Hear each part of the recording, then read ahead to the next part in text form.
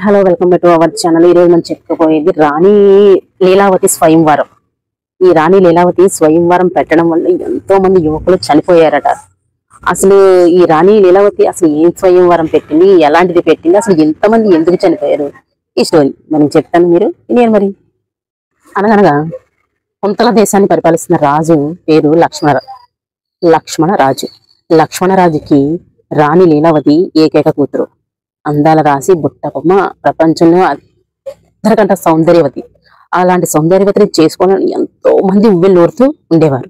అలాంటి అందాల రాశినికి లక్ష్మణరాజు ఒక అందమైన భవనాన్ని కట్టించాడు. ఆ భవనం ఏంటంటే 7 సముద్రాల మధ్యలో ఒక దీవిలో తనకి ఎంతో ఇష్టమైన అందమైన ప్యాలెస్ కట్టించాడు. ఆ ప్యాలెస్కి వెళ్ళాలంటే ఎవరైనా సరే 7 గేట్లు దాటాలి. 7 కందకాలు దాటి వెళ్ళాలన్నమాట. ఆ కందకాలు అంటే ఎంతో ప్రమాదకరమైనది. అంత పకడ్బందీగా తన కూతురు సేఫ్ గా ఉండాలని, ఎప్పుడైనా యుద్ధ సమయంలో ఎవరు శత్రువులు కూడా తన కూతురు దరిదాపులకు రాకూడదని లక్ష్మణరాజు ఒక అందమైన కోటని కట్టించాడు. ఆ కోటకి వెళ్ళాలంటే 7 కందకాలు దాటుకుని వెళ్ళాలన్నమాట. అలాంటి రాణిని సొంతం చేసుకోవాలంటే ఎంతో మంది ముందుకు వచ్చేవారు. కానీ ఆ రాణి మాత్రం, నేను ఎంతో అందగతిని కదా, చదువుకున్నాను, అందంగా ఉంటాను, బాగా నాన్ను చేసుకోబోయేవాడు నాకంట అందంగా ఉండాలి, బాగా తెలివైన వాడై ఉండాలి, ధైర్య సాహసాలు కలవాడై ఉండాలి అని చెప్పేసి ఈ రాణి లీలావతి అనుకుంది. అదే విధంగా స్వయంవరం పెట్టారు.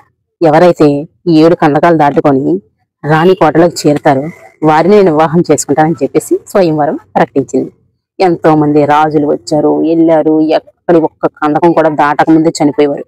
కందకాలంటే అప్పుడు అవి యొక్క ప్రమాదకరమైన మృత్యు గేట్లు అనమాట. అది దాటాలంటే అంత ఆషామాషి విషయం కాదు. ఈ గేట్లు మేము క్లోజ్ చేస్తాం, ఆ గేట్లు క్లోజ్ చేసినా సరే మీరు దాటుకొని వచ్చిన వారిని వివాహం ఆడతానని చెప్పేసి అంటే ఎంతో మంది చూద్దామని, కొంతమంది మధ్యలో, కొంతమంది అసలు బాబు ఎందుకు వచ్చిన పరబతుకుంటే బలిసాగు తినొచ్చని కొంతమంది వెనక్కి వచ్చేసేవారు. అలాగే ఎంతో మంది వెళ్ళడం వచ్చాడు, కొంతమంది వెళ్ళి ప్రాణాలు పోగొట్టుకోవడం అలా చేస్తూ ఉండేవారు. ఇలా జరుగుతున్న క్రమంలో జయంతుడు అనే రాజు కూడా రాణి లీలావతిని చేసుకోవాలని ఉవ్విర్లూడుతూ వచ్చాడు. వచ్చి తన్ని చూశాడు. స్వయంవరంలో చూసి నేను దాటుతానని చెప్పేసి ఒక పడవ మీద ఒక మంది మార్బులని చాలా మందిని వేసుకొని పడవ ప్రయాణం అంటే వెళ్తారు కదా, ప్రయాణం సాగిస్తూ ఉన్నాడు. 7 కందకాలంటే చాలా పెద్ద దూరం అనమాట. అప్పట్లో అలా దాటుతూ ఉంటే నీటి వేగానికి ఒక పొయ్యి చెక్క వచ్చింది. ఆ చెక్కనేమో అది ఇటు తేలుతుందని చెప్పేసి చెక్కని తీసుకుని బాగుందే చెక్కడానికి అని చెప్పేసి చెక్కడం మొదలు పెట్టాడు. ఎందుకంటే తన ఒక శిల్పకారుడు కూడా చెక్కతో బొమ్మలు తయారు చేశాడు. అదే ఒక అందమైన రామచిలక తయారు చేశాడు. ఇది బాగుందని చెప్పేసి అలాగా 100 రామచిలకలను తయారు చేశాడు.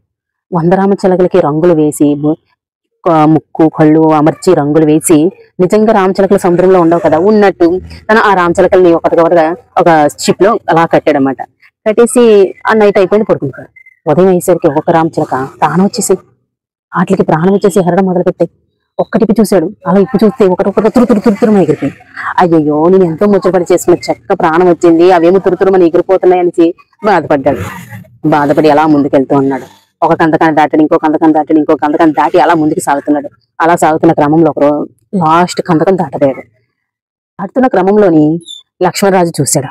అబ్బా, పిల్లోడు ఎంత బాగున్నాడు, నా కూతురికి ఈడు జోడైనోడు, చేసుకుంటే ఈ అబ్బాయినే చేసుకోవాలి, అదే ఇలాంటివి పెట్టి ఆ పిల్లడు ప్రాణాలు తీసేస్తుందేమో, ఇప్పటికే ఎంతో మంది చనిపోయారు అని చెప్పేసి ఉండబట్టలేక లక్ష్మణరాజు ఈ రాణి లీలావతి దగ్గరికి వెళ్ళి, అమ్మ ఆపమ్మ, ఆ పిల్లడు చూస్తే ముచ్చటగా ఉన్నాడు, ధైర్య సాహసాలు, ఇప్పటికే 6 కందకాలు దాటాడు, ఇంకో 7వ కందకమే కదా, తల్లి ఆపో తల్లి, అతను చూస్తే ముచ్చటగా ఉంది, ఆ కుర్రోని చేసుకోవమ్మా నువ్వు అనేసి ఎంత బతిలాడినా సరే రాణి లీలావతికి కొంచెం పొగరు. నేను అందంగా ఉంటాను, నా చేసుకోవడానికి చచ్చిపోతే నాకే ప్రాణం అంటే విలువ లేకుండా ఉండేది. ఆ పాపం అలాగే దాటుకుంటూ వచ్చి 7వ కందకం దాటుతుండక పట్టి తప్పి పడిపోయాడు, స్థూలాల మీద పడిపోయాడు. ఇంక ఈ అబ్బాయి కూడా చనిపోయాడు అనేసి అందరూ పాపం రాజుల బొమ్మని ఆడవడం మొదలు పెట్టాడు. ఎంతో చక్కగా ఉన్నాడు నా కూతురికి ఇది జోడు, ఈ అబ్బాయిని చేసుకుంటే నా కూతురి లీలావతి జీవితం ఒకసారి గట్టెక్కుతుంది అని చెప్పేసి ఆశపడ్డాడు. ఇంకా ఆ పిల్లడు చచ్చిపోయాడు అనేసి ఇంకా ఆశలు వదిలేశారు. ఎక్కడి నుంచి వచ్చాయో తెలీదు.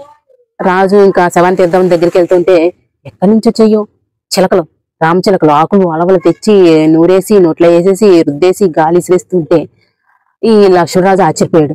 ఏంటి చిలకలు అని చెప్పేసి ఆశ్చర్యపోయి అతన్ని బట్టల్ని పంపించి ఆ రాజుని తీసి చిలకలు తెచ్చిన దివ్యాషోధులు తిన కూడా రాసి ఇంకా జయంతుని కోలుకునేలా చేశారు. జయంతుడు కోలుకున్నాడు. కోలుకొని నువ్వు గెలిచినట్టే, నువ్వు నా కూతురు లీలావతిని వివాహం ఆడు, ఈ రాజ్యం నీదే అని చెప్పేసి రాజు లీలావతికి ఇచ్చి వివాహం చేశాడు.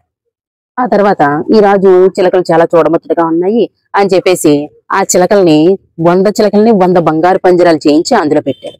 అప్పటికి బాగానే ఉన్నాయి. ఉదయం లేచి చూసేసరికి 100 చిలకలు చెక్క బొమ్మలు అయిపోయాయి. అయ్యయ్యో, ఎంత పొరపాటు పని చేశాను, వాటి వల్ల నా ప్రాణం కాపాడబడింది, ఆ చిలకల్ని నేను అనవసరంగా పంజరంలో పెట్టి వాటి ప్రాణాలు మళ్ళీ బొమ్మలుగా మార్చేశాను అని చెప్పేసి జయంతుడు చాలా బాధపడ్డాడు. బాధపడిన సరే ఆ చిలకల్ని అలా అట్లే నిజంగా పంజరాల్లోంచి తీసేసి ఇంతకు ముందులో ఏలగట్టేసి తన వాసారాలో పెట్టుకుని చూస్తూ ఉండేవాడు. అప్పటి నుంచి జయంతుడు లీలావతి ఎంతో సంతోషంగా అంగరంగ వైభవంగా వారి వివాహం జరిగింది. ఇది లీలావతి స్వయంవరం. ఈ స్వయంవరంలో జయంతుడు గెలిచాడు కాబట్టి వివాహం ఆడింది.